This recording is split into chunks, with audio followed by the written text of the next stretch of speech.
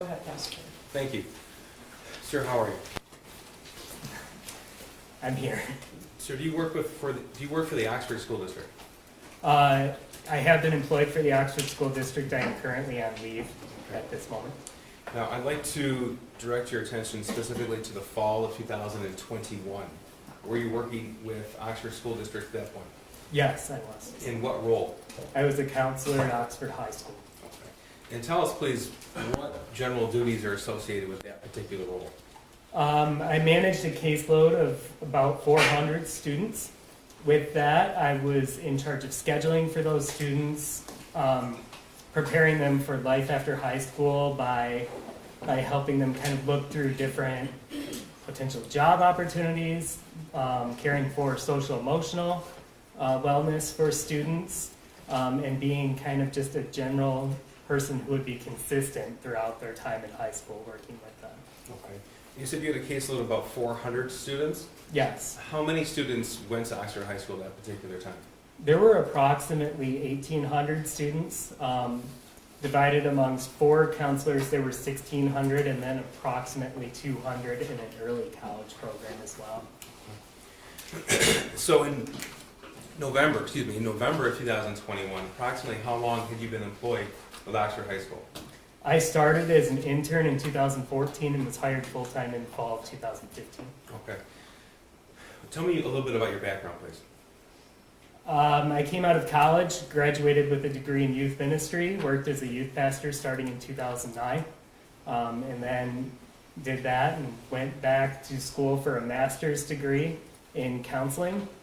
I graduated with that, actually walked in December of 2014 and started working in the high school thereafter. Okay.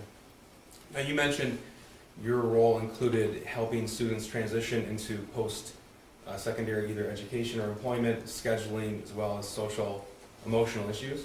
Yes. Would one of those roles take precedence? It would ebb and flow depending on the time of year, but there was never anything that you did that was, this is the most important thing, because it was what student you were with at the time. Okay. To a senior going to college, helping them with that college application took precedence in that moment.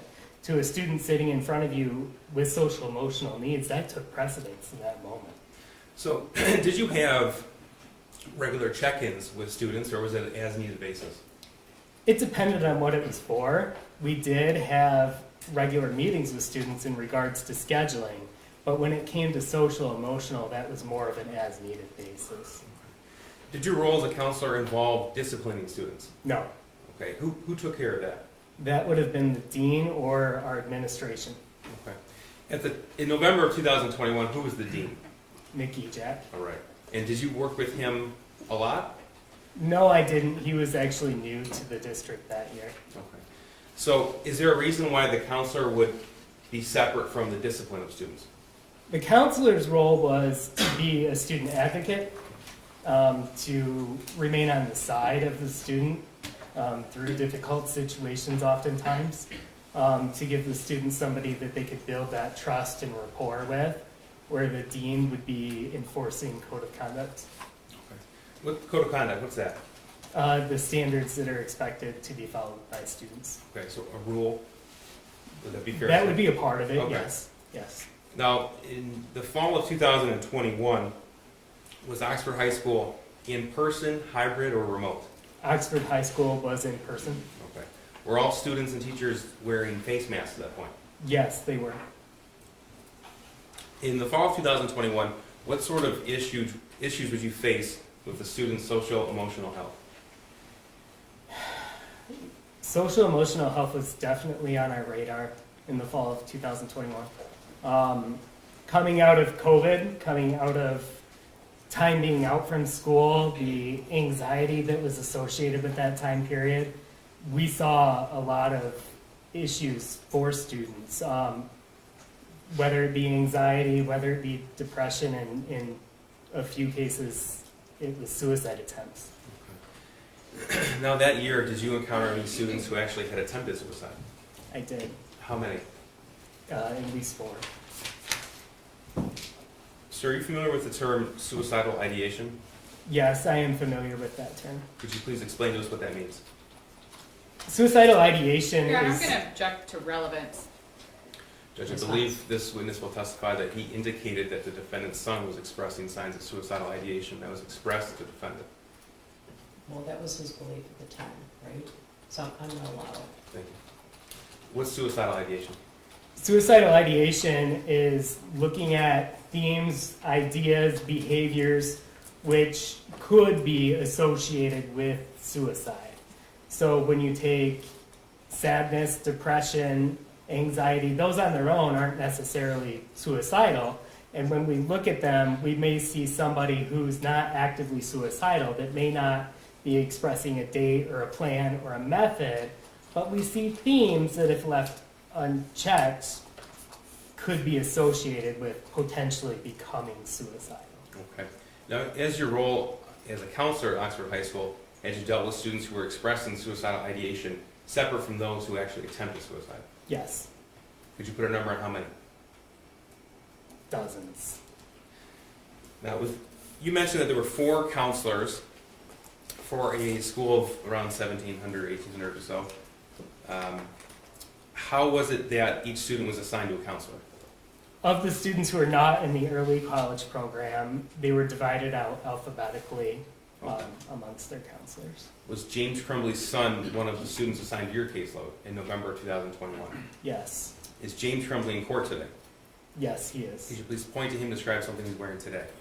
He is seated at this table wearing a suit coat with a blue tie. Your Honor, would the record reflect identification of the defendant? The record would reflect the in-court identification of the defendant, James Crumbley.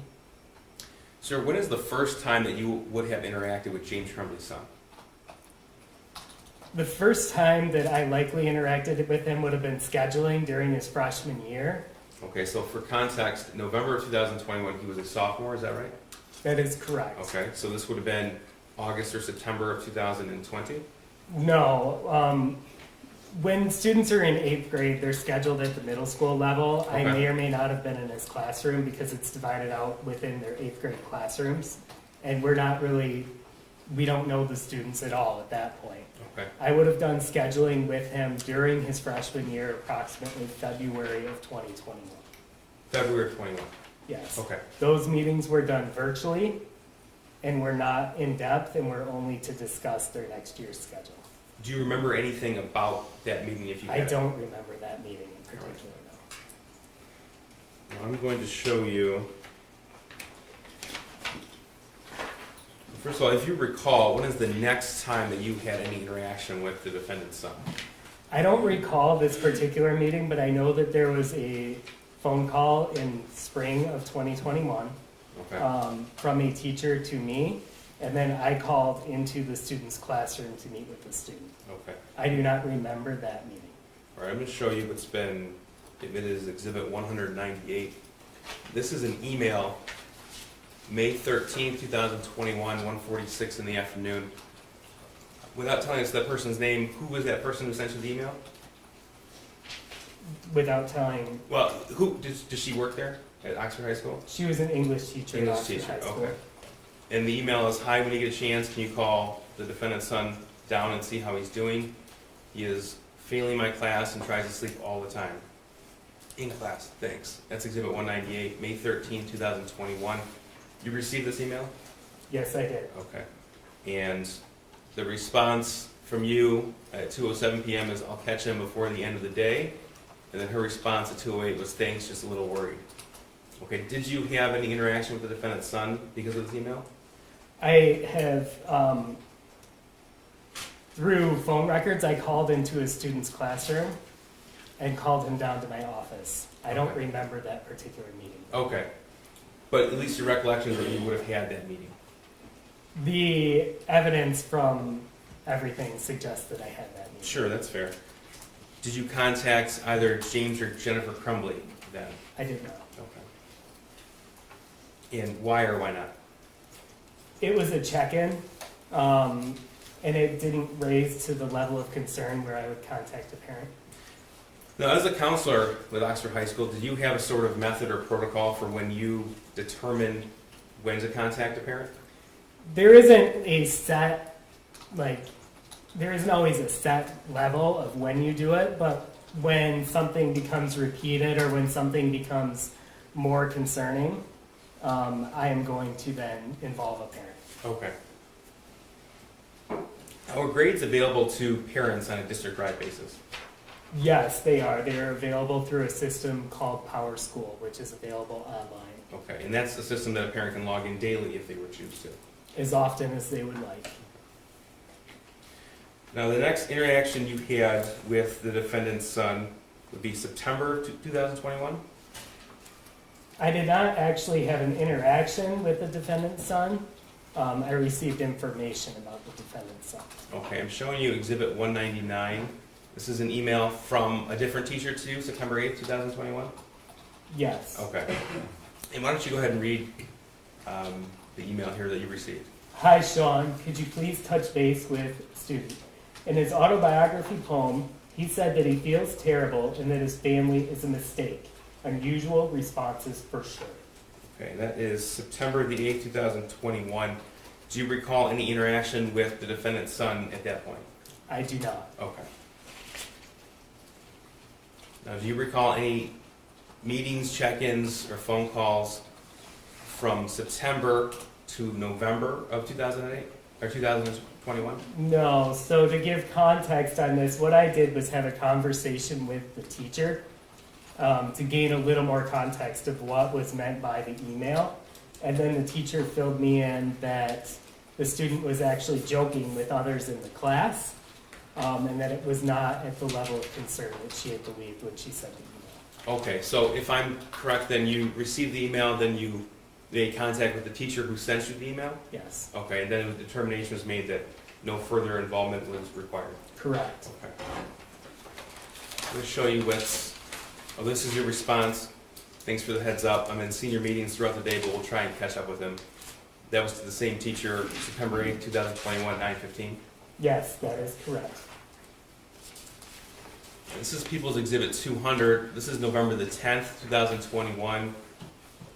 The same teacher emailed you, "Hi Shawn, the defendant's son is having a rough time right now. He might need to speak with you." Do you recall that email? I do. Okay. And tell us what you did when you received that email.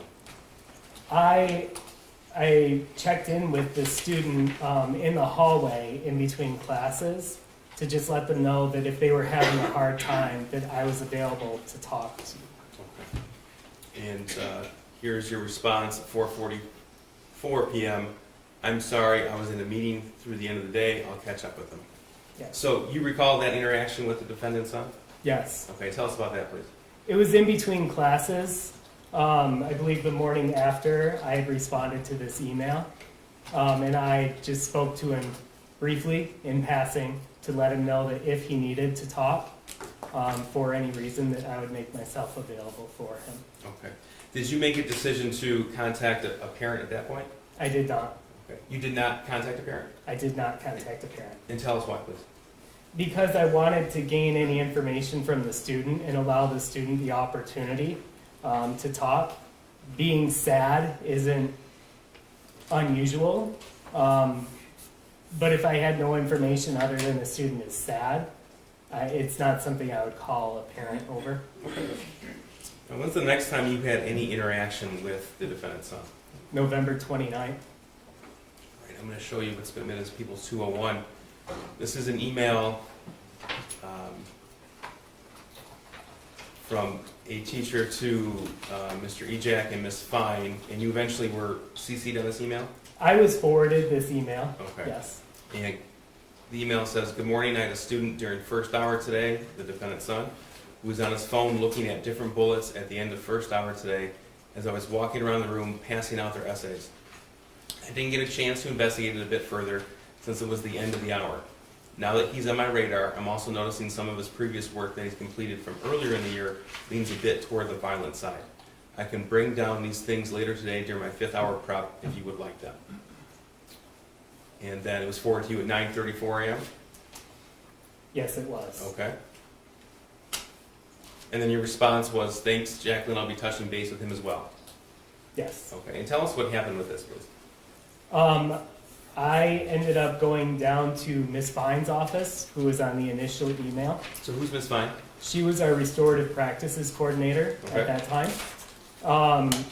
And she called the student down to her office to chat about the email that had been sent. Were you present for that meeting? I was present for that meeting. Okay, and tell us about that, please. The student came down towards the end of the second class of the day, and Ms. Fine led the meeting. I was there to be a support for the student in case it became a disciplinary issue. But it was very cordial. When you say support for the student in case it became a disciplinary issue, that's not for you to discipline, correct? That is correct. I would be there just as somebody who's able to be a comfort to the student Okay. during a time where they may potentially be experiencing discipline. Now, at that point, was everybody wearing a COVID face mask? Yes, they were. And in fact, had you ever interacted with the defendant's son without a COVID face mask? No, I did not. So you said Ms. Fine led the meeting? I'm sorry, I interrupted you. Yes, Ms. Fine did lead the meeting.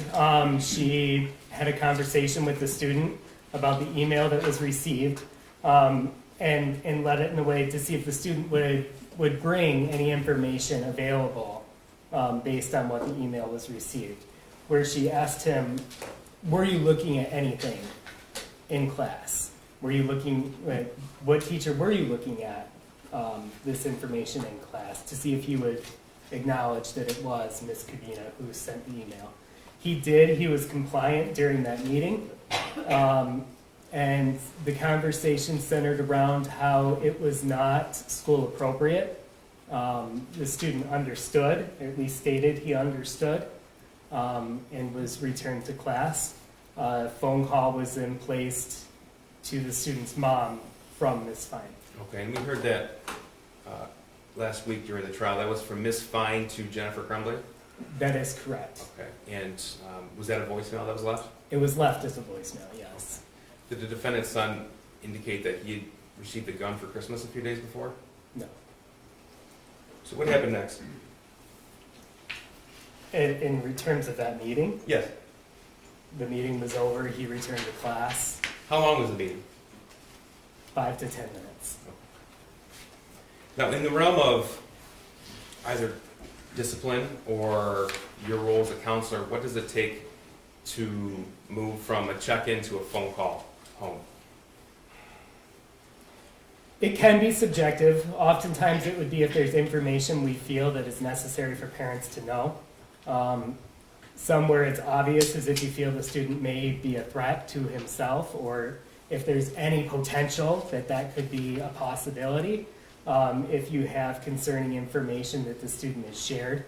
Or it could just be simply to confirm what a student has said is true. Okay. So that's a phone call home. What does it take to actually call the parents in for a meeting immediately? I would have to have a high level of concern that needed parental involvement. And when was the next time you had any interaction with the defendant's son? November 30th, Okay, so that would be Tuesday the next day? yes. All right. So let's talk about the 30th. I'm going to show you People's Exhibit 202. This is an email on Tuesday, November 30th, 2021, 8:05 a.m. From a teacher to you, Ms. Fine. Good morning. I know Jackie emailed you guys yesterday with some concerns about the defendant's son in our first hour class. Today he's watching videos on his phone of a guy gunning down people. It looks like it's a movie scene and not security footage / real event, but definitely still concerning when taking into account some of his other behaviors. Just wanted to keep you guys updated. Do you recall receiving that email? I do. Do you remember when you received it? It was sent at 8:05. I believe I saw it approximately 20 to 30 minutes later. Okay. And what was your reaction when you received this email? My initial reaction was frustration of a student that just had a conversation about school appropriate behavior. And I wanted to make sure that I met with him. Okay. So this is Exhibit 203. This is from another teacher to you at 9:32 a.m. Again, Tuesday, November 30th. Here's the photo I took of his paper in case you need it, with a picture of a math assignment. Now, what happened in between the time you saw this email, it was sent at 8:05, to this email sent at 9:32? So I was on the phone with other parents at the time I received the first email. And when I was done with that phone call, at that time, Mr. Ejak actually was in my office as I was wrapping up the phone call. Okay. He had been presented with a picture of the math assignment from the math teacher and wanted to make sure I was involved in that This picture? conversation. I don't know exactly what it was. I know he was showing a picture on a cell phone. Okay. I would believe it was the initial one, but I do not know that for a fact. I never saw the cell phone. That's fair. So he wanted to involve me in a conversation with the student about the math assignment, and I wanted to talk to the student about the email that had been sent that morning. I do not know if he was on that email, Mr. Ejak was on that email about the watching the video or not. Okay. So we talked about the email from that morning. We're referring to this email regarding Yes. the video. Yes. Okay. So this is the information I had at the time that I was making a decision to meet with the student, and Mr. Ejak had the information that there was a math assignment with something on it. So at the time that you decided to meet with the defendant's son, you hadn't even seen this picture yet? That is correct. Okay. And tell us- So Go ahead. when Mr. Ejak came and mentioned that there was something going on with the student, I made the decision that I was going to go to the math class and retrieve the student. It's less concerning oftentimes for a counselor to walk into a class than a dean, because I could be talking about 50 different things with the student. Okay. So it just isn't going to raise suspicion for others. So I went to the class and asked the student if he could come with me, and I grabbed the math assignment as part of it. So you grabbed the math assignment, so it was been admitted as Exhibit 128. Now, this math assignment looks different than the one that was emailed to you. Did you receive an explanation as to why? I didn't know there was a difference initially because for the first 30 minutes, all I had was the actual physical copy. And that would be this in Exhibit 128? Yes. Okay. Yes. So as I was meeting with the student in the office, I had the email about what had been sent about watching videos, and I had the copy that is currently on the screen of the math assignment.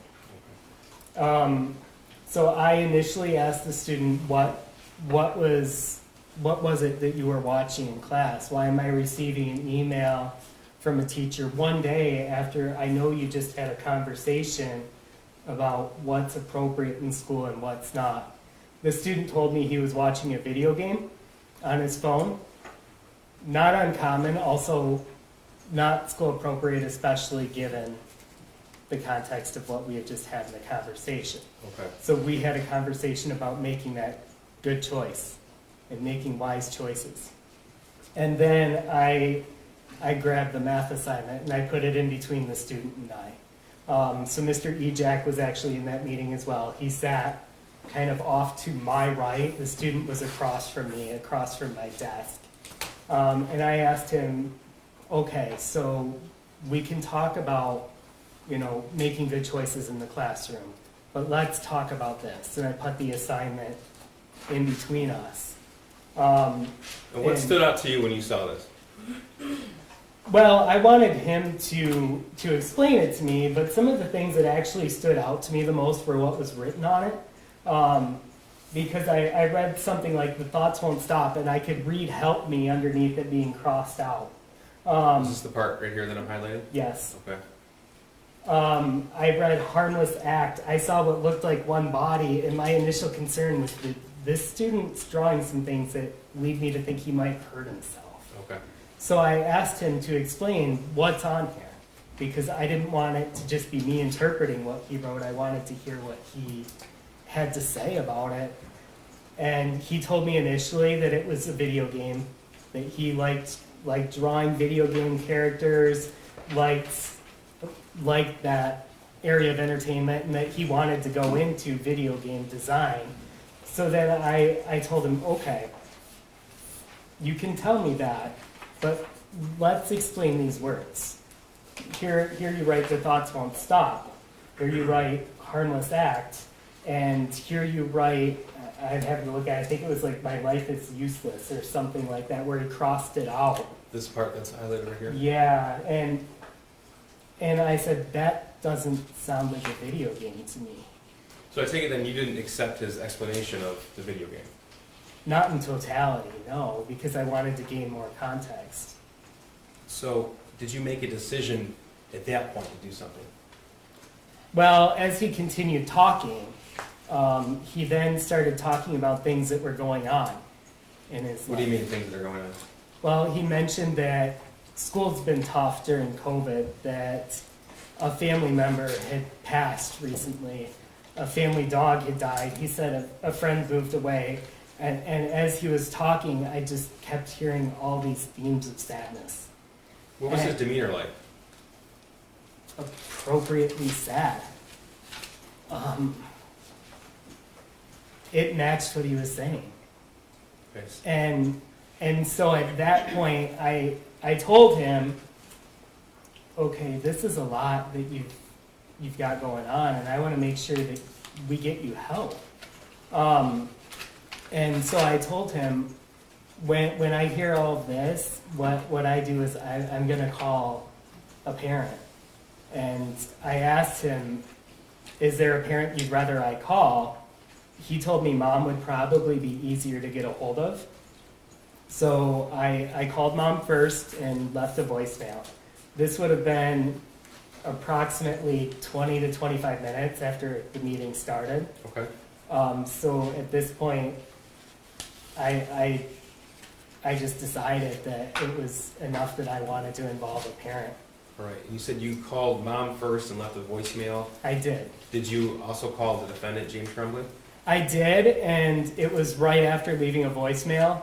I'm not entirely sure if he answered or not. I think he did, but it was almost like there was just air on the other end.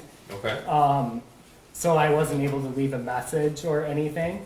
Mom then called me back a few minutes later, and we talked for, I would guess, 5 or 6 minutes.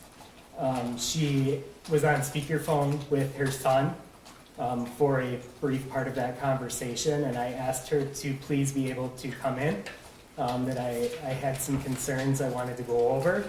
I texted her. Did you specify those concerns? Well, I texted her a picture of the math assignment.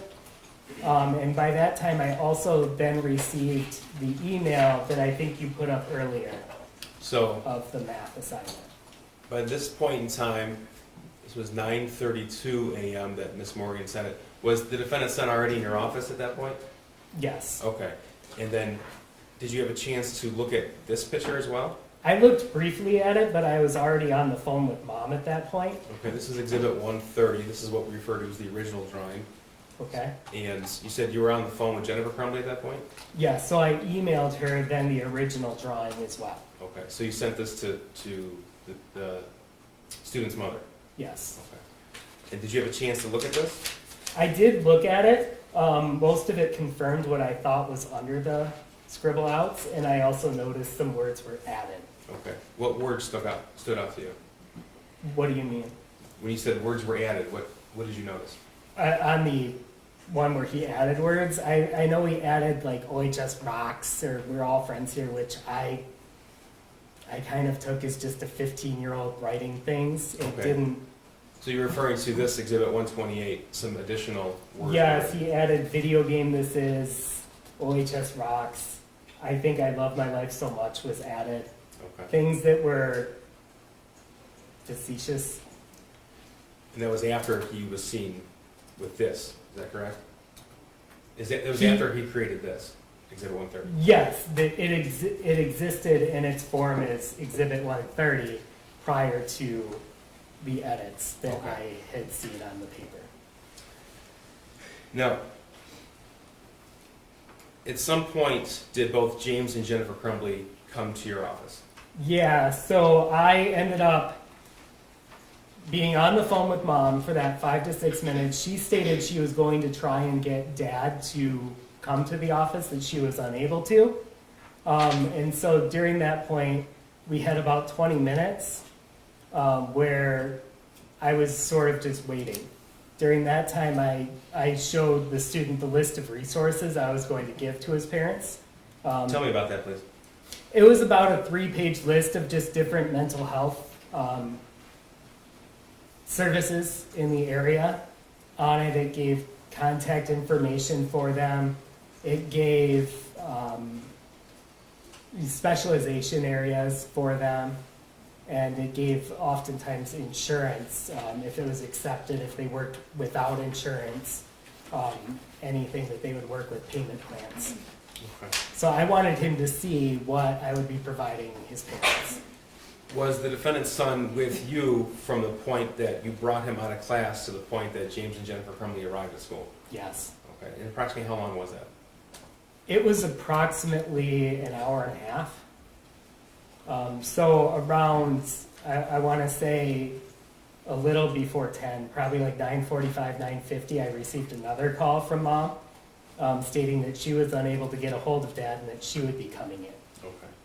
Now, if I told you that we saw surveillance video that indicated you welcomed them, both James and Jennifer, in your office at 10:40 a.m., does that sound right? Yeah, that sounds about right. Okay. Now, what was your expectations of what was to happen at the end of that meeting? My hope was that they were going to take him and either take him to get help or even just to take him to let's have a good day. Let's have a day where we just spend time with you, where we are with you. To take him out of school? Yeah. Did you believe that he could be left alone at that point? I didn't want him left alone. I didn't want to make that decision that he was okay to be left alone. So that's why I stayed with him for as long as I did, until I had parents there. Did you express to the student or his parents that you identified suicidal ideation? Yes, I said that the student, when I asked the student if he had a plan, if he was a threat to himself or others, the student said, his words were something to the effect of, I can see why this looks bad, I'm not going to do anything. So I had all this information, but the student was saying he wasn't going to be doing anything. So when the parents came in, I went over all of the things I had seen over my time with the student. That he expressed the sadness over a dog passing. He expressed that COVID has been hard, that a family member passed, that a friend left. He expressed an argument the night before with parents. Did he tell you details about the argument? No. Did he tell you that he received a gun a few days ago? No. Tell us about the meeting when James and Jennifer arrived. It was initially odd to me that they were both there because I wasn't expecting that. But not to the point where I asked anything about it, just it was unexpected. Both parents followed me back to my office. The student, that was the one time he was in there by himself, was when I went out to greet the parents and brought them back. The student and his dad sat across from me, and Mom sat in a chair kind of diagonal from me. And Mr. Ejak had left once we had confirmed parents were coming, and he returned for that portion of the meeting. So really, I felt like parents were confirming what I had said without giving additional information. Well, hang on, let me ask you about that. You say confirming without giving additional information. I want to make sure I understand what you mean by that. So first of all, you've had these kind of meetings with parents in the past? I have. Okay. When you say confirming, is that something that would typically happen in these meetings? It could, but oftentimes you may gain additional information. As you know, as a school employee, I had 90 minutes. Okay. He's 15 years old. So did James or Jennifer give you any additional information? No. So tell me what you did and what was said. So to start off the meeting, I asked Mom if she had received the phone call from the previous day and that those events were true. She said yes. I talked about how the student had expressed these different areas of sadness, that his dog had passed, yes.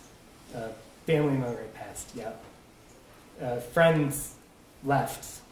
And all of those were just confirmed. Was there any details about the circumstances of the friend leaving and the impact on their son? I didn't know any details about it. No. They didn't share any with you? No, I'm sorry, I interrupted again, go ahead. it's okay. So a lot of it was, I felt like I was bringing information and they knew it, but I wasn't gaining information. So at that point, I know I handed Mom the list of resources and said I'd like him to get support outside of here. I'd like him to get help and have somebody that he can talk to. And Mom made mention that they would, but they couldn't right away. So I told Mom that I wanted him to get help as soon as possible, today if possible, and was told that wasn't possible. Okay, told by James, Jennifer, or both? By Jennifer. Okay. James at that time, to my memory, was talking with his son. Do you recall what he said? I remember it, yes. He was looking at the math assignment with his son. When you say math assignment, are we talking about It's this the one? hard copy. So we're referring to this, Exhibit 128? Yes. Okay. And he was talking to his son and mentioned that, you have people you can talk to. You can talk to your counselor, you have your journal, we talk. And it felt appropriate at that time, but At that point, did he share any details about anything you had discussed? I don't recall any additional details, no. But my concern at that point was that there wasn't any action happening. When his wife said that they can't, did he protest that? No. So you said you had a concern that no action was happening, so what did you decide to do? Well, I told them that with getting help, I said I wanted to see movement on within 48 hours, and then I'd be following up. Okay. So if the shooting didn't occur, what was your plan? I was going to meet with the student the next morning and see if they had had conversations about it, if they had made some plans to move towards some sort of therapy. And if that didn't occur, what were you going to do? I was going to call Child Protective Services. Now, generally speaking, within Oxford High School, is it preferred to send the student home when an issue arises, or keep the student at school? I'm not sure I understand what you mean with that. So you didn't call the police, As a counselor, I can't send a student home Okay. anyway. but you didn't want him to be alone. I didn't want him to be alone. So in this context, my thought was when parents were saying they had to return to work, I wanted to make sure the student was with people. Because my concern was him, was his well-being and his ability to be safe and cared for. Did James Crumbley elaborate at all on the fight they had the night before? No. Now, how long did tell us how the meeting ended. Jennifer asked if they were done, which felt abrupt. And during that time, the student had also expressed interest. He wanted to go back to class. I asked Mr. Ejak if there was any, from a discipline standpoint, is there anything you need to do? Is there any reason he can't go to class? And I was told no. So I wrote him a pass to return to his end of his third hour. Okay. When Jennifer asked, "Are we done here?" did James protest at all? No. So tell us what happened as you wrote the student the pass. I told the student that I cared about him, and wanted him to know that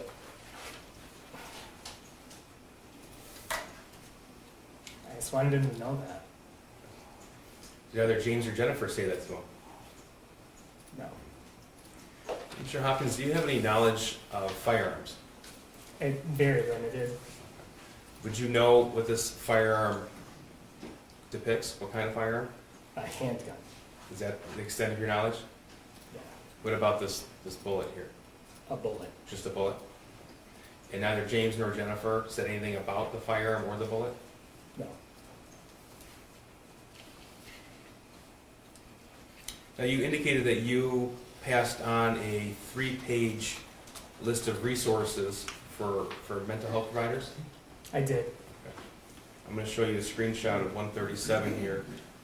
In James's hand, does this appear to be that list of resources? Objection, I would say that calls for speculation. I don't think Mr. Hopkins knows what's in Mr. Crumbley's hand. Do you know what's in his hand? I know that it's multiple pages of paper, and I handed him a stapled 3-page piece of paper. Okay. Did you see anything in Jennifer Crumbley's hands? I do not. Well, a phone. And something in her right hand, but I'm not sure. Maybe. I see a phone.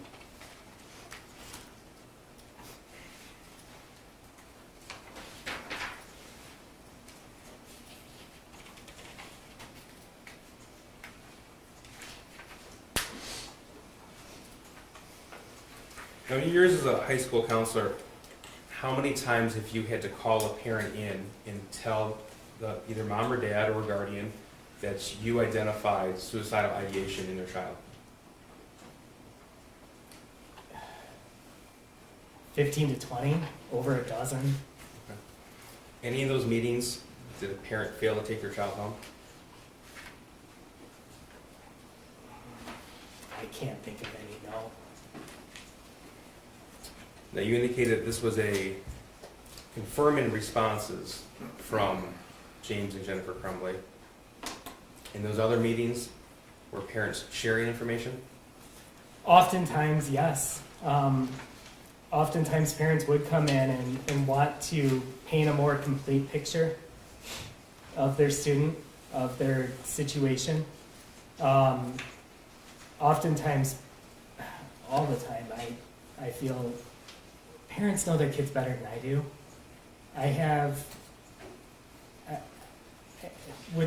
If all I ever did was meet with students, I might have 2 hours a year with each student. Do you rely upon the parent for that information? Absolutely.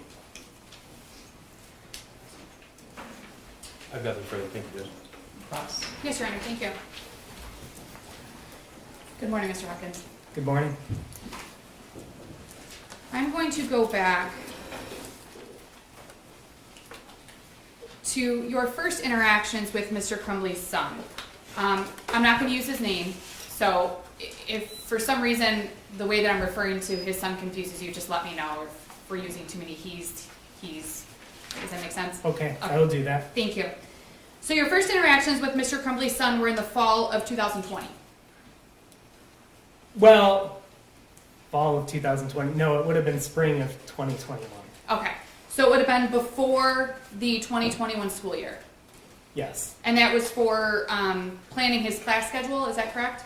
That would have been the main reason that we would have met with every freshman. And then I had that email that was displayed earlier from his English teacher. The May of 2021 email. Yes. And after that May of 2021 email, you didn't specifically recall having a meeting with Mr. Crumbley's son. I don't have memory of that meeting, no. In fact, you went back and reviewed your records and determined that there appears to have been a phone call. That you called him down to your office? I called into his class and called him down to my office. Okay. But you don't remember ever meeting with him? I don't remember the meeting. You did not contact Mr. Crumbley or his wife after that May of 2021 email? That is correct. So other than discussing Mr. Crumbley's son's class schedule with him, and then maybe meeting with him in May of 2021 about that email, you don't recall any additional interactions with Mr. Crumbley's son before November 10th of 2021? That is correct. In September of 2021, you received another email from a teacher which was displayed, I believe it was exhibit 199, which would be an email from a teacher talking about a poem. Am I understanding that correctly? Yes, that he had a class assignment of writing an autobiography poem. And he had said to that teacher he'd made some concerning statements in that poem. Yeah, so if I can give a little more context to this was actually a Spanish class, so the poem wouldn't have even been in English. Okay.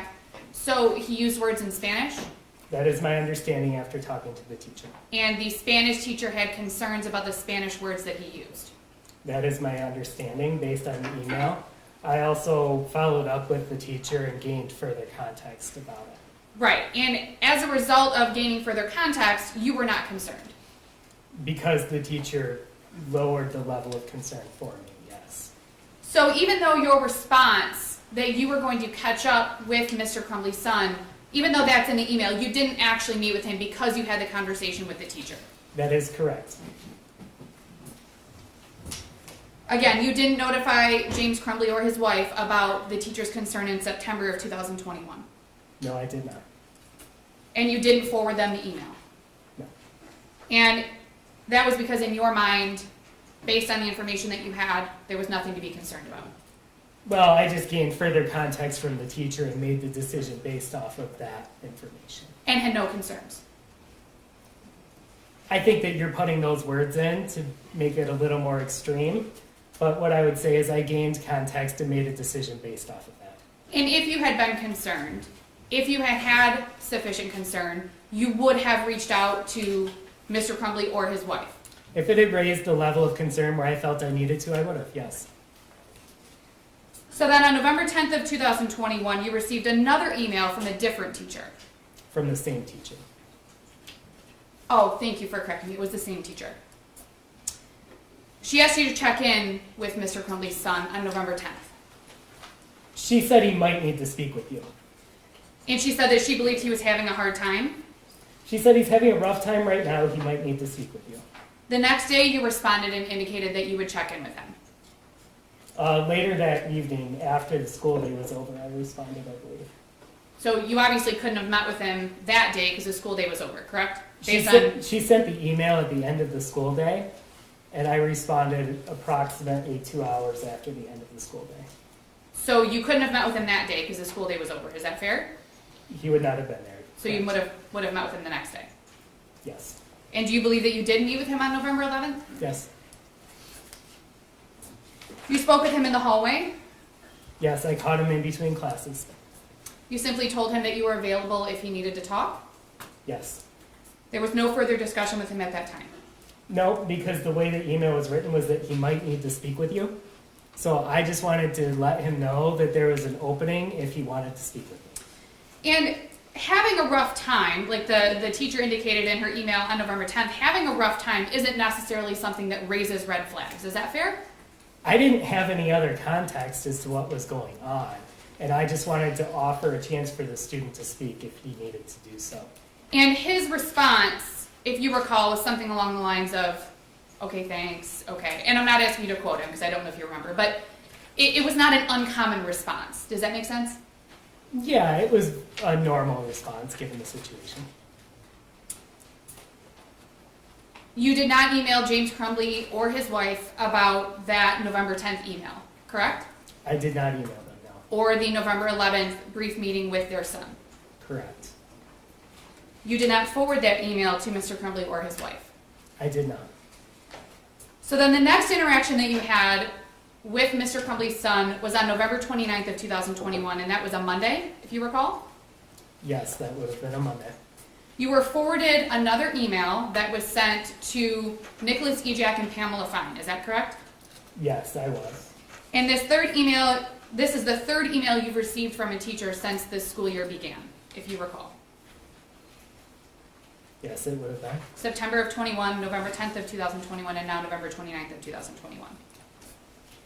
The email advised that Mr. Crumbley's son was looking at bullets on his phone at the end of class.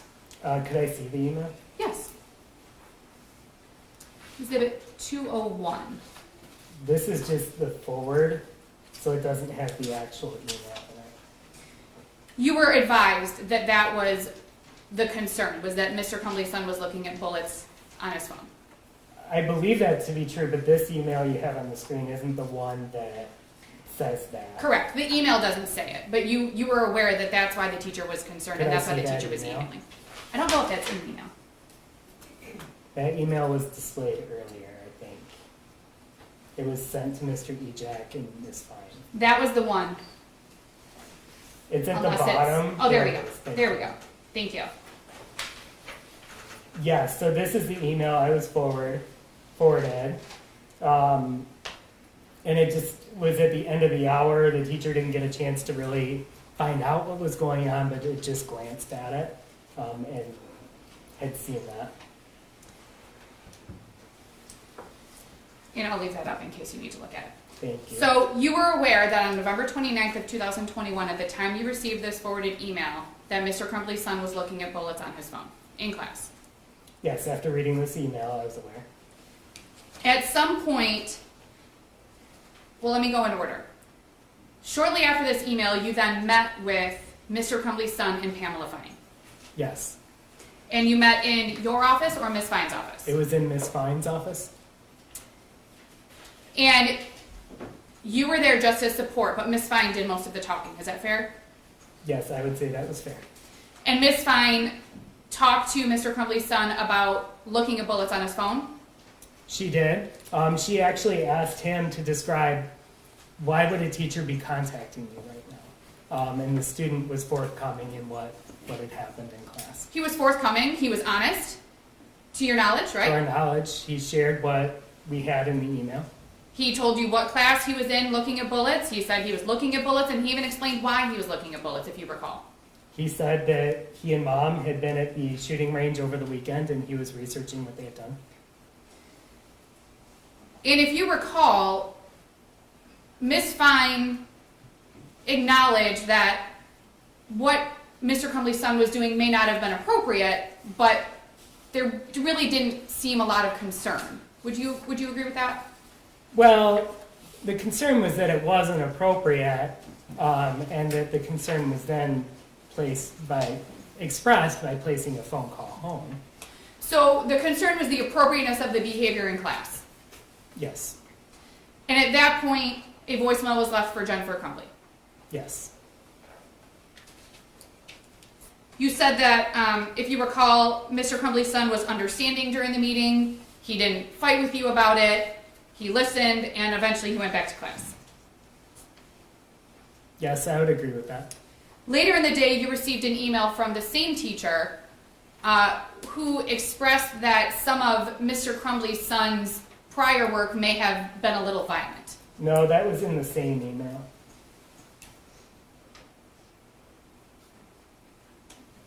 It's in the same email? It is. Or was it in an email sent later in the day? No, it's in the same email from that morning. It was up on the screen. It's at the bottom of it. The one that was originally sent to Mr. Ejak and Ms. Fine, Yes, that was later forwarded to you. yes. You didn't see any of those assignments prior to meeting with Mr. Crumbley's son. That is correct. If you had seen those assignments, it probably wouldn't have changed your approach to the meeting, correct? Because the approach was really more about the appropriateness of the behavior. Is that I fair? mean, it's a hypothetical of what we would have done. We acted on the information we had. And the information that you had was that he was looking at bullets in class. Yes.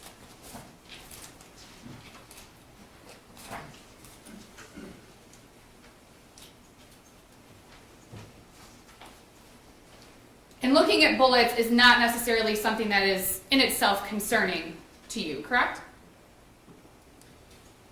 I think you're kind of trying to put it in like a pigeonhole. We were trying to gain context of what was going on in the situation. Because a student looking at something on their phone at the end of the hour is different than a student brazenly doing it throughout the entirety of the class. But our conversation was, is this school appropriate or not? And in fact, if you recall, your position was at the time it wasn't necessarily concerning because he was honest about it. It seemed kind of a commonplace thing given the Oxford community and the gun culture in the Oxford community and things of that nature that you took into a factor. We took a lot of things into a factor, including the fact that we conversed of how it was not school appropriate, and that's why a phone call was placed home.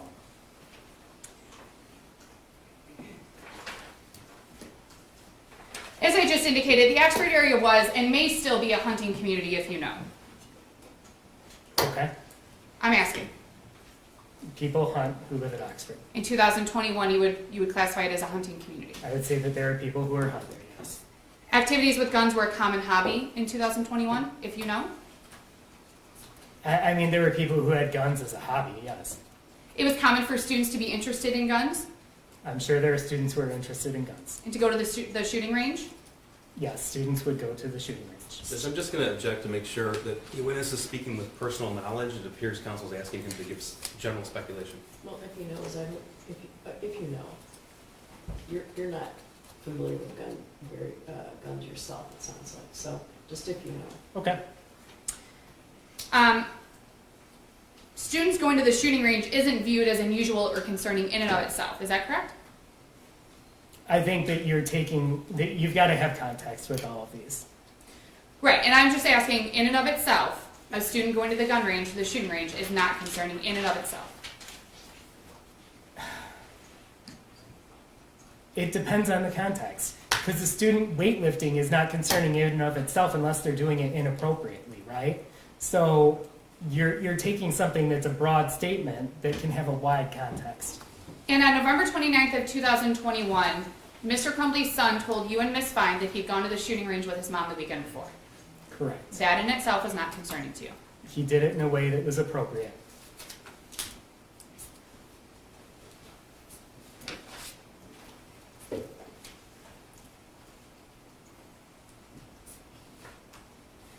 You would agree, and can you refresh my memory, how long were you in the Oxford School District as of 2021?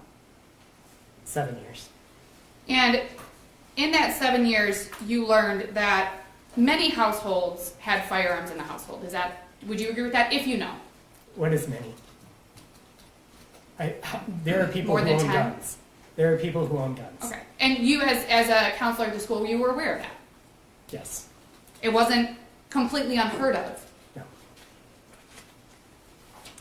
It was also relevant when looking at the situation, it was also relevant for you to note the fact that Mr. Crumbley's son was not hiding that he was looking at the bullets, or didn't hide it from you when he spoke with you and Miss Fine. Well, he didn't lie about what had happened. And that was important to you. Yes.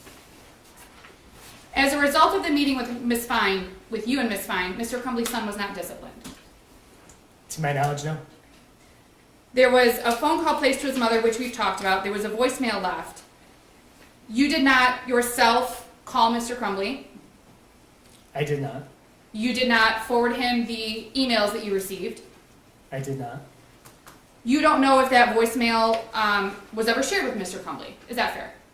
Well, we talked about it in our meeting the next day. Okay. On the 29th, you don't know if Mr. Crumbley was ever made aware. I would have no way of knowing that. No. Right, you wouldn't know. You responded to the situation of Mr. Crumbley's son looking at bullets on November 29th on his phone with the information that you had. I did. And from what you knew at the time, other than the behavior being inappropriate for school, you didn't see anything else that might have been concerning. Well, and I want to make clear, I wouldn't be the one doing discipline in this situation. So, And I'm asking, and let me clarify, I'm just asking from a counselor's perspective. I'm not asking for discipline. You clarified that Mr. Eject did discipline and Ms. okay. Fine. So, could you repeat your question, please? Yes. As a counselor, on November 29th of 2021, you didn't see anything overly concerning about what we've just talked about with looking at bullets on the phone. That the focus was more that looking at bullets on his phone was inappropriate for school. So, are you asking from a mental health standpoint, did I see anything concerning? Not really. I don't know that you're a mental health professional. I mean, you're a school counselor and you do have some training and Sure. education in that. I'm not asking for you to go anywhere outside of your education and experience. Just as a high school counselor, sitting in Ms. Fine's office, with the information that you had, you didn't see a bunch of red flags. We've talked about, and let me give you some, let me go over it a little bit. You've discussed that you know that there are households in Oxford that have firearms in them, right? Yes, there are. You know that people in Oxford hunt. Some do, yes. You know that students are interested in guns. Some can be, yes. You know that students look at bullets. We had one student who did that in that situation, yes. You know that that student, Mr. Crumbley's son, was honest about looking at the bullets when he was asked about it. To the extent of our knowledge, yes, he was. He told you that he'd gone to the shooting range with his mom Yes. the weekend before. Yes. Those things were not concerning to you. Taking those things in a vacuum is why we called home. That's why And, Ms. Fine called home. and she said, we had this meeting, we told him it's not appropriate, he understands, no need to call back unless you have questions, right? I don't remember the exact voicemail that was left. The voicemail was not, we need you to come to school right now. To my memory, it was not, but again, I don't remember the exact voicemail that was left. On November 30th of 2021, you received another email. It's this one, Exhibit 202, which was from another teacher who was talking about Mr. Crumbley's son looking at a video of a guy gunning people down. Correct? Yes, so this teacher was a co-teacher in that same first hour class. From the day before. Yes. Okay. You reviewed that email on November 30th of 2021. I did. You made the decision I think you said you didn't see it for about 20 or 30 minutes. I didn't. I was on the phone and I actually responded to it while I was on the phone. And then upon ending that conversation, was going to go meet with the student. And this is the fourth email that you've received about Mr. Crumbley's son since the beginning of the 2021 school year. Yes. The third email in 2 days.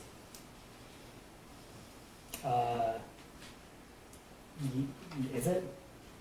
You would have received I think it's the second in 2 days. the November 29th email about the bullets, and then do you recall receiving a follow-up email later that day? It was a confirmation of that. Okay. Yes. So this is the second one with additional information. Okay. The second one on a different issue, is that Yes. fair? Okay. Yes. The teacher described the video as a movie scene but not a real event. Yeah, she said it looks like it's a movie scene and not security footage / a real event. She expressed some concern based on, quote, some of his other behaviors. Yeah, but definitely still concerning when taking into account some of his other behaviors, yes. You did not forward this email to Mr. Crumbley after you received it. Well, no, but over an hour later, I called him into the school. Right. And you decided after receiving this email that you were going to meet with Mr. Crumbley's son. Yes. Approximately an hour after receiving this email, Mr. Ejak advised you of another report made by a teacher about Mr. Crumbley's son. Yes, as I was about to go and call down his son, Mr. Ejak actually came into my office with information about the math assignment. And that there were some concerning comments and markings on the math assignment. I didn't have any context about the math assignment. I just knew there was something about it. At that point, you hadn't seen it. You were just I going know. off of what you were being told. Is that fair? That is fair. Okay. So you went to Mr. Crumbley's son's classroom. I did. You called him out of class. I walked to his classroom. Yeah, when I called out, I meant like at his classroom. You went and got him. Yes. Okay. While you were there, you also obtained a copy of the worksheet that we've seen. I did. And that would have been what I call the modified worksheet. That would be the one that had the things scratched out and the words added that you identified and things like that. Yes. Okay. You and Mr. Crumbley's son went back to your office where Nicholas Ejak was waiting in your office, if you recall. Yes, that is correct. It was at that point or shortly thereafter that you called Mr. Crumbley's wife. Approximately 20 minutes into our meeting, yes. So you met with Mr. Crumbley's son for about 20 minutes. Yes. It was during that meeting that Mr. Crumbley's son told you about his family member passing away, He did? about his dog passing away, Yes. about his friend moving away, Yes. talked about COVID being hard on him. Yes, He had a hard time with virtual school, if you remember. he did say that, yes. And you asked about the drawings and the markings and the things on the assignment that you had in front of you. Yes, I asked him to clarify what was going on in the assignment, but I also talked about the email I had received, and I had also talked about in context of the conversation we had yesterday. Okay. So some of the meeting was about inappropriate behavior. Is that fair? It started off with a conversation about that because I didn't know what was on the phone. So I asked him what he was watching. Okay. And then we talked about, look, we just had a conversation yesterday about appropriate behavior in class. This feels like the same thing that we're dealing with here. And after we had talked about that for a few minutes, I brought the math sheet out and asked him to start explaining to me what was on there. And when the prosecutor was asking you questions, you said initially when you got that email around 8:30 when you saw the email from the teacher, initially you were frustrated. In fact, you used the word frustrated. I was frustrated. And yes. it was kind of like, we just talked about this yesterday. Does that kind of explain what you were feeling at the time? Yes, I would say that it was, we just had a conversation about this. Why am I hearing about something similar again? So you talked a little bit about that, and then you talked about the homework, or the math assignment or the math paper that we saw, and you asked for some more context about what was on the paper. Well, initially I asked him to just describe what was on the paper, and he started talking about how it was a video game, that he liked designing them, liked drawing them. And then I asked for him to explain the words on it, because I didn't feel those were as easily explained by simply stating, well, it's a video game. And in fact, you said that you didn't want to give context to his words. You didn't want to assume what he meant. You wanted to hear from him what those words meant. Yes. And he gave context. He did. That's when his demeanor changed from kind of being like, what do I have to say to get out of here and just not get in trouble, to he became sad. And you used the word appropriate to describe his level of sadness based on what he was telling you. The way he was acting matched what he was saying. To me, it's sad if a family dog dies or a family pet dies. It's sad if a relative dies or a friend moves away. So his demeanor matched what he was saying. And again, in and of itself, being sad is something that you talked about you saw an increase of after COVID in your students. Do you recall that? Yes. And he that did. and that was not, again, in and of itself. And I'm not asking you to, I'm not trying to trick you by asking these questions. I'm not trying to give meaning to something that isn't there. I'm asking you, based on the information that you had at the time, you felt that his sadness was an appropriate level of sadness, not overly concerning. We'll talk about it a little bit more, but the sadness itself was not necessarily overly concerning beyond wanting him to talk with someone. Appropriate and concerning are two different things. Okay? When I say appropriate, I mean it matched with what he was saying. Something can be an appropriate response, but also be heavily concerning, right? Like, I don't know a good example off the top of my head, but what I'm saying is his demeanor matched with what he was saying, but to me it was concerning, which is why I called parents. Right, exactly why you called parents. So if he had been sitting in front of you and talked about these losses and was kind of like, yeah, it's no big deal, it's not a big deal, that could also be concerning. It would be a different type of concern, Okay. yes. If he said, I lost the top to my pen and was crumbling in pieces and falling into a puddle of tears on your floor, that would be concerning, but for different reasons. It would be memorable and Okay. concerning, yes. So the losses that he experienced, you agree, I think we can all agree, were significant. I think when taken in totality, yeah. And he was showing you that he was sad. Yes. He was also expressing during this meeting that he had concerns about missing class, if you recall. He did, especially as after classes changed, which is a normal thing. He expressed that he was worried about missing his chemistry class. which was his next class after the math class.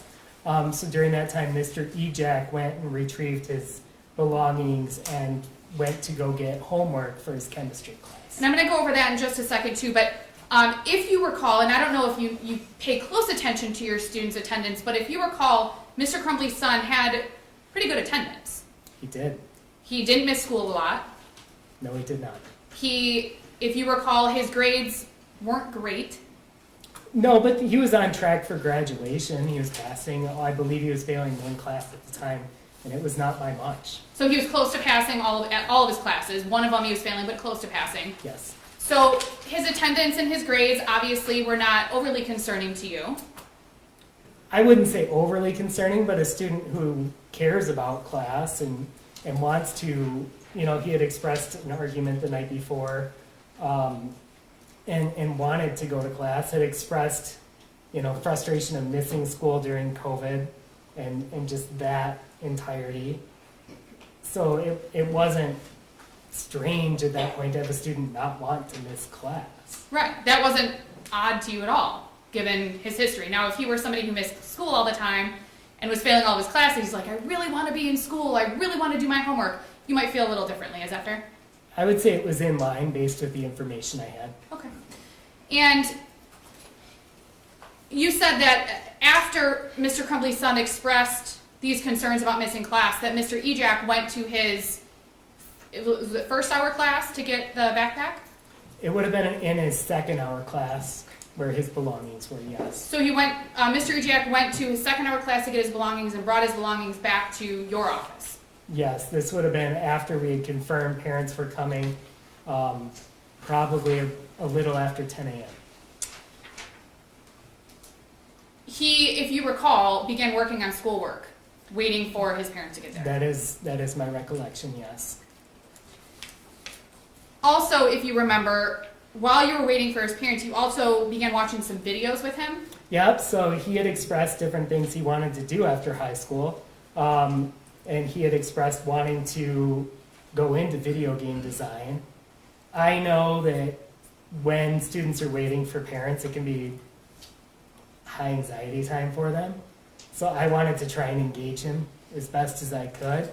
So we actually watched videos from the OTEC, the Technical Center campus, where they had programs that were centered around what he wanted to do.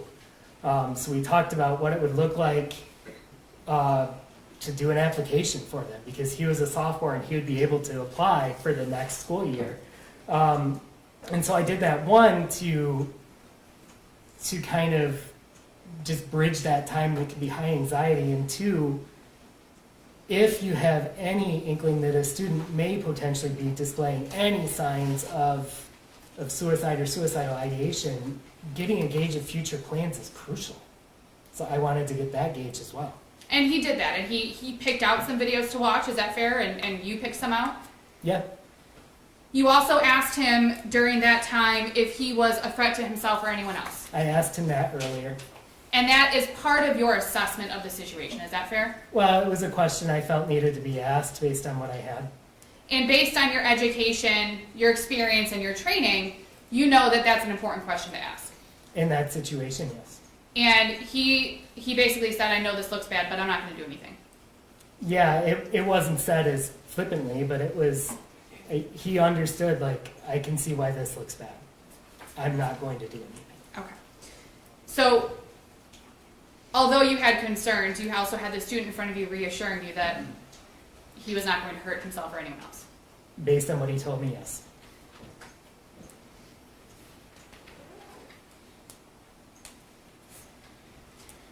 Mr. Crumbley and his wife arrived at approximately 10:30. I think that there was some time lag between them getting to the school and actually getting into your office of about 10 minutes, if you recall. Okay, I don't know when they arrived at the school. I know when they arrived to my office. Their son was in your office when they got there. Yes. Mr. Ejak came into the office after Mr. Crumbley and his wife came into your office. Yes. Okay. Because at some point he'd left while you were sitting with Mr. Crumbley's son. He left once we had confirmed that parents were coming. Mr. Ejak comes back in. When Mr. Crumbley and his wife walk in, I just want to lay the room out a little bit. So there's your desk. You're on one side. On the other side was Mr. Crumbley's son. Yes, There was a second chair in front of your desk. yes, Mr. Crumbley sat in the second chair next to his son. yes. And then Mrs. Crumbley sat in a third chair that was available in was it behind Mr. Crumbley a little bit?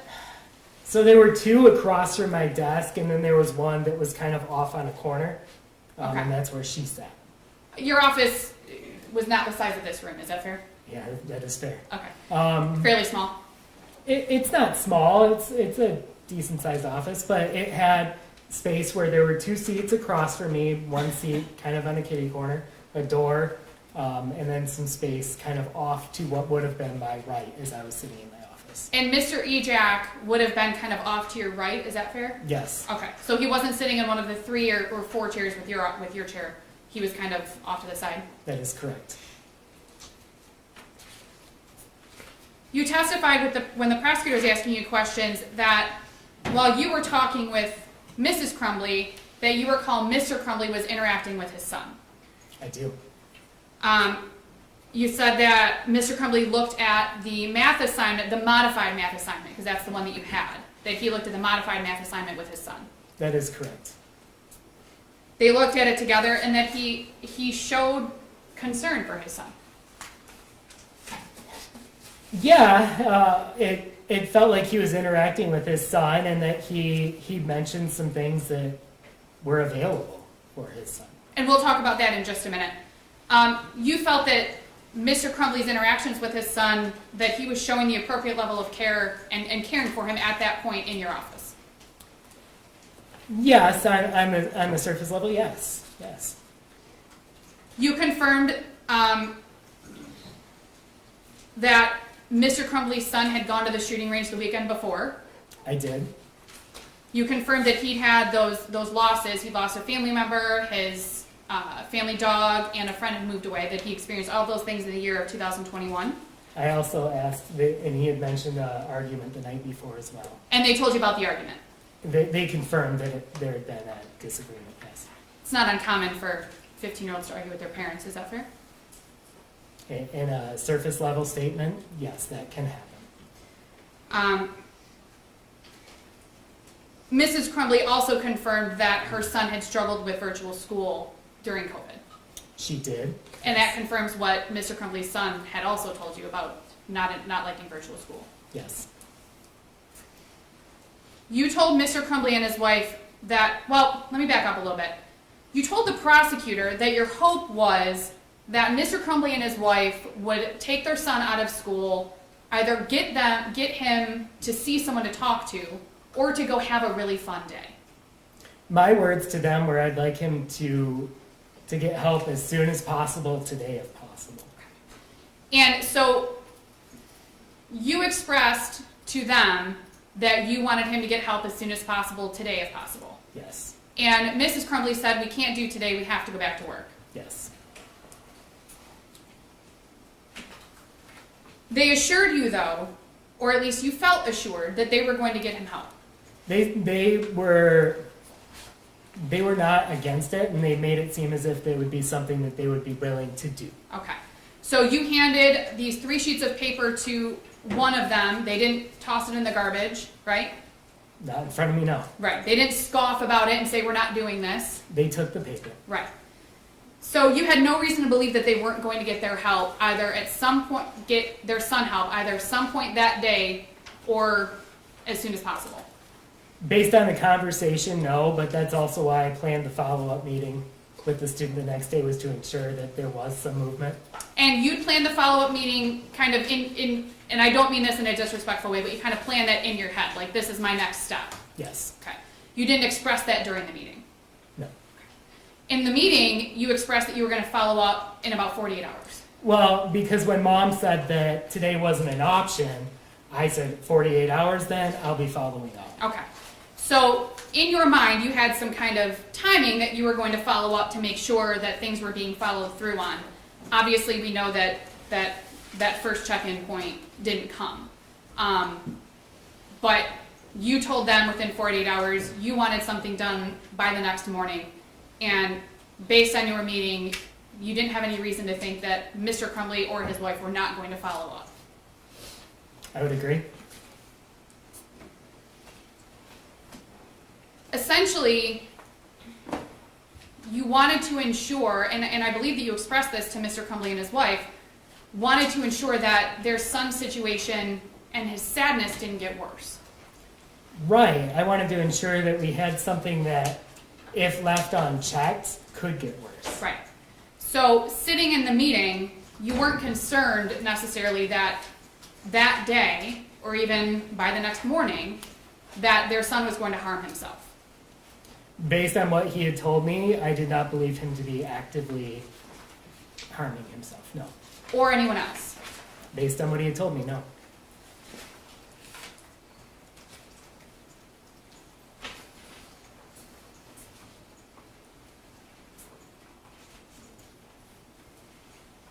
Mr. Crumbley's son expressed that he wanted to stay in school.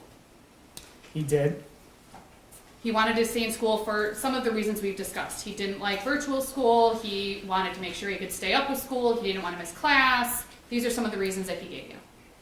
Yes, those were some of the reasons. He really just said that I struggled with virtual school. I want to make sure I'm staying on top of what I have to do. And that wasn't concerning to you, that he wanted to stay in school. No. Obviously, it's not concerning, right? In that situation, no. It's not, but given the context of what I was hoping, you take the kid's desires into consideration, but at the end of the day, you want a team making that decision. And if you recall, you had just had 2 virtual days of school, I think the week before. Yes, leading up to Thanksgiving, we did have days that were virtual. And we talked about this a little while ago. To your knowledge, if you recall, and if you don't, just please tell me, he'd only missed 1 day of school that school year. I know he had good attendance. I don't remember the exact days. With Mrs. Crumbley expressing that she and Mr. Crumbley had to return to work that day, and Mr. Crumbley's son expressing a desire to stay in school, you felt that it was okay for Mr. Crumbley's son to remain in school. I felt that I was not given full options at that point because really what I was left trying to decide between was I have parents saying they have to return to work. I have a student that I don't want left alone. And so that's when I asked Mr. Ejak, is there anything from a discipline standpoint, is there any reason he can't stay in school? Is there anything you need to do? And then I made the decision, I made a judgment call based on what I had, is I didn't want a student potentially home alone. So based on the information that you had, you decided that it was okay for him to remain in school. I decided that that was the best decision I thought I could make on the information. Okay.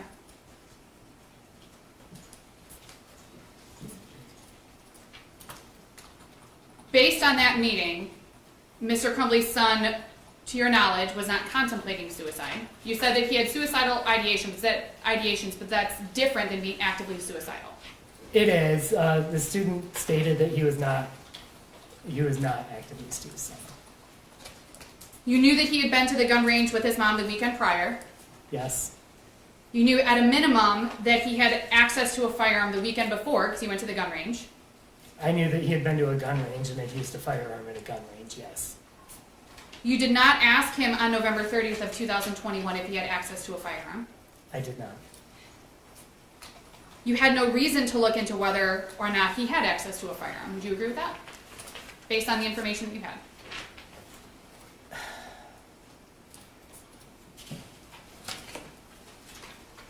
It's easy to go in hindsight on a lot of things. Based on what my concerns were, I was concerned about student well-being.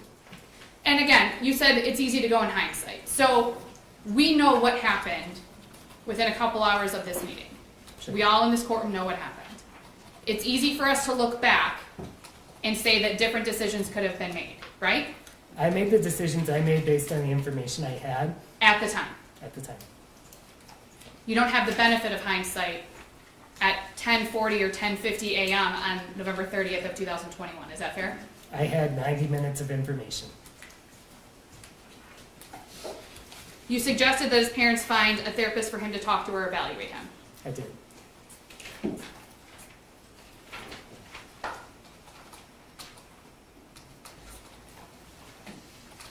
You have had experience with parents who have refused to provide mental health treatment to their child. Is that accurate? Do you recall that?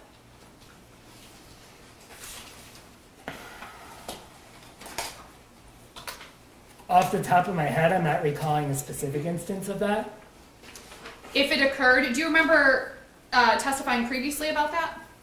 I don't know. Okay. Would reviewing your testimony on that help to refresh your recollection? If we want to bring it up, sure.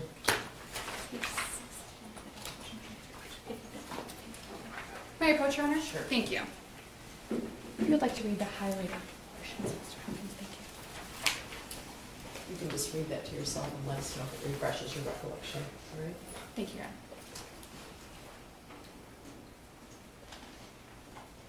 Yeah, so I had asked, like, if it's occurred, and I say it's not overly common, but I'm sure it does happen. But I'm giving a for instance of what we would do in that type of situation if it were to happen. May I approach, Your Honor? Sure. Thank you. So reviewing, based on what you just said, reviewing the transcript has helped to refresh your recollection. Well, what I'm stating in the transcript is in a situation where that could happen, that what we would do is involve CPS and make sure that the student is receiving ordinary care. In fact, the question was, You told the jury what CPS is. Child Protective Services would be involved if that situation were to occur. in fact, the question was, thank you, okay. Had you ever dealt with a kid at school who you felt needed psychiatric care and yet the parents didn't provide it in some fashion or another? Your answer was yes, that had occurred. And then I go on to explain what would happen in that type of situation. Right. You said it's not overly common. It does happen. If it did happen, this is what we would do. Correct? Correct. And I know I've asked this a couple of times, but you didn't have any reason to believe on November 30th of 2021 that James Crumbley or his wife were not going to follow through and obtain a therapist for their child to talk to. I didn't have enough time to know if that would happen or not. Given our context of our conversation, no, I didn't have reason to believe that at that time. If you recall, the meeting with Mr. Crumbley and his wife and their son concluded at approximately 10:50 in the morning. That sounds about right, yes. Their son left the room first, if you recall, and went back to class. Yes. The shooting began at approximately 12:51 p.m. that day. Okay. After you heard that there was a shooter at the school, you did not immediately suspect that it was Mr. Crumbley's son, if you remember. I did not. In fact, you didn't suspect that it was Mr. Crumbley's son until you looked into his attendance after the shooting. Correct. This is also after Mr. Crumbley's son had already been arrested. Quite a bit after, yes. I'm going to talk about just a few things. Just go back to your direct testimony with the prosecutor.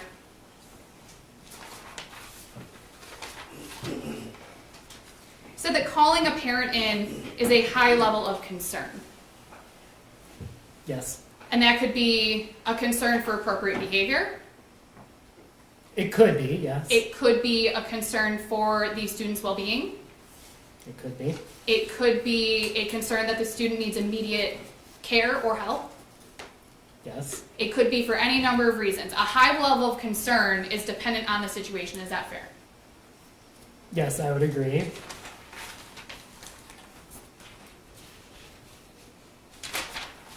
Your concern with going to Mr. Crumbley's son's class on November 30th of 2021 is you specifically mentioned that you went because it doesn't basically raise concern or red flags if a counselor goes down to get a student out of class.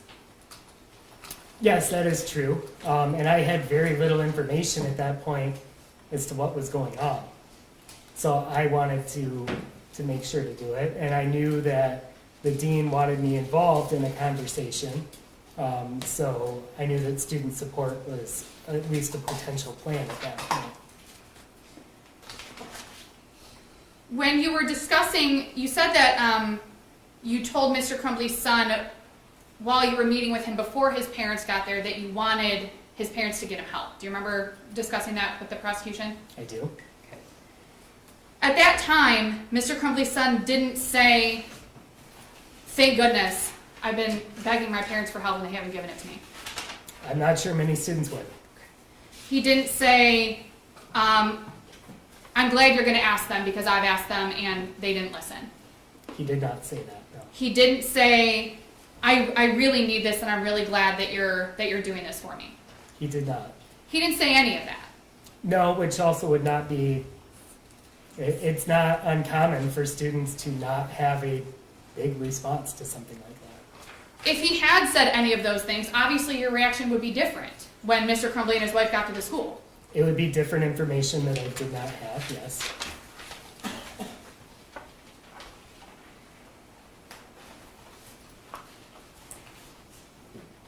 And when Mr. Crumbley and his wife were at the school, they also didn't say anything about, or Mr. Crumbley didn't say anything specifically about, wow, son, you really did need some help. You've been asking me for it, right? No. The discussion was simply looking at the math assignment, the modified math assignment, and then Mr. Crumbley expressing to his son, you know you have people to talk to, right? That was a piece of it over the 10 minutes, yes. That they've talked. Mr. Crumbley and his son have Yep, spoken. he did say that they talked. When discussing the impact of Mr. Crumbley's son's friend leaving, you don't know that Mr. Crumbley's son had ever expressed how significant that impact was on him. Is that fair? Until sitting in your office. I had very little context, even when he was in my office, over what that was. All I knew is that a friend had left recently, had moved, and that was hard. You indicated on your direct testimony with Mr. Keese that Mr. Crumbley mentioned you have people you can talk to, we talk, and then mentioned something, your testimony was that his son mentioned something about a journal, or I'm sorry, that Mr. Crumbley mentioned something about a journal. Mr. Crumbley's statement to my recollection was, you have your counselor, you have your journal, we talk. Mr. Crumbley didn't say, your journal, you know, the one that's in your backpack. No. He didn't say the one that you always keep with you. No, He didn't say a color. no, He didn't describe it at all. no. So, to your knowledge, based on that conversation, you can't say that Mr. Crumbley's son knew what his son's journal would look like if he had a journal. Based on that conversation. No, I had no knowledge beyond that there was an existence of some sort of journal.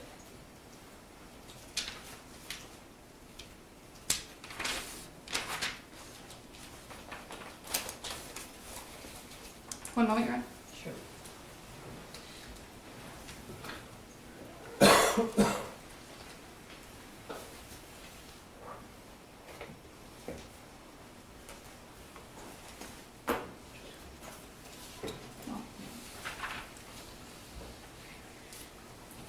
Mr. Hopkins, you made decisions on November 30th of 2021 based on your education, your training, and your experience, correct? That was a piece of it. Also based on the information that you had in front of you, That was a majority of it. which included 4 emails from teachers in approximately 2 months regarding Mr. Crumbley's son, That was a part of it, yes. concerns that those teachers had raised, Yes, that was a part of it. much of which you did not share with Mr. Crumbley prior to that November 30th meeting. Is that fair? Correct. It was shared during the meeting. Based on all of these things, you did not believe that Mr. Crumbley's son was an immediate danger to himself, I did not believe that, no. nor did you believe that he was a danger to anyone else. Based on the information I had, no. I have no further questions. Redirect. Thank you. Mr. Hopkins, it appears that information and context would be important to you in these kinds of meetings. Yes, it would. Okay. Now, did James Crumbley tell you that November 30th wasn't the first time that his son asked for help? No. Did James Crumbley tell you that his son asked for help in April of 2021? No. Did James Crumbley tell you that despite that, never once was an appointment with a medical health provider set up? No. Did James Crumbley ever tell you that as early as June of 2021, his son had obtained his own firearm? No.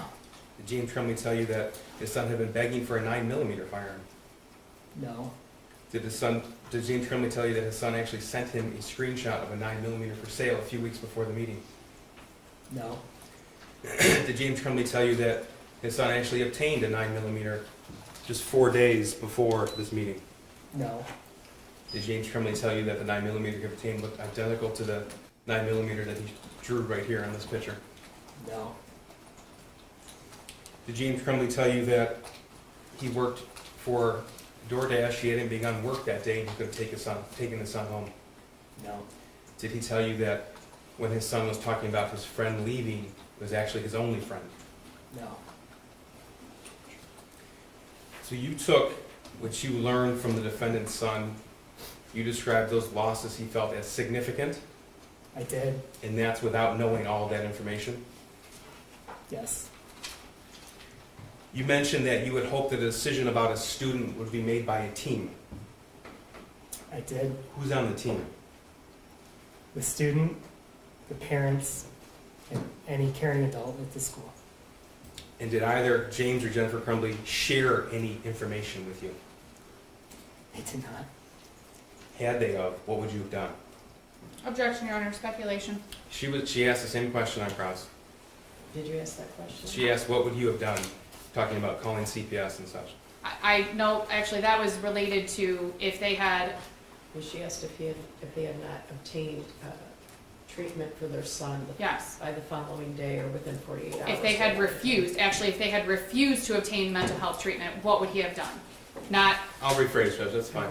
Mr. Hopkins, you testified earlier that your plan was to call Child Protective Services within 48 hours? Yes, And that's based upon just the information that you learned from the defendant's son? it is. Would this meeting have ended differently had you known all the other information that we just went through? objection, Your Honor, speculation. I think it does call for speculation. I believe he can offer a definitive answer here, Judge. A definitive answer about what would have happened if they had not contacted a therapist. Is that what you mean? No, Your Honor, he's asking about a definitive answer for what Mr. Hopkins would have done if there had been additional information. And Your Honor, can we approach, can we approach, please? Okay, can we turn off the audio?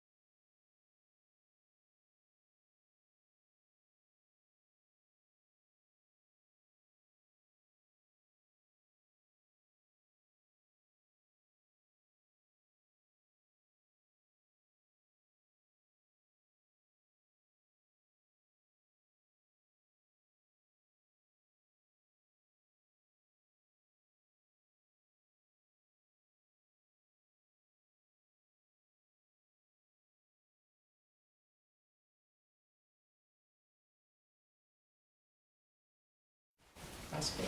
Thank you, Mr. Hopkins. You were asked on cross-examination that you didn't ask the shooter on November 30th if he had access to a gun. Do you remember that? I do. And your response was what? I did not. Okay, and did you have reason to ask him about that? At that time, I didn't feel I did. And you were asked about the shooter's recitation of what happened at the shooting range with his mother. Are you stating I asked that? No, you were asked that. Oh, You- by cross. Okay, so you learned on November the 29th and November the 30th that the defendant's son went to a shooting range with his mother that prior weekend. I did. Did James Crumbley tell you that the shooter actually shot his new gun? No. Thank you. I have nothing further.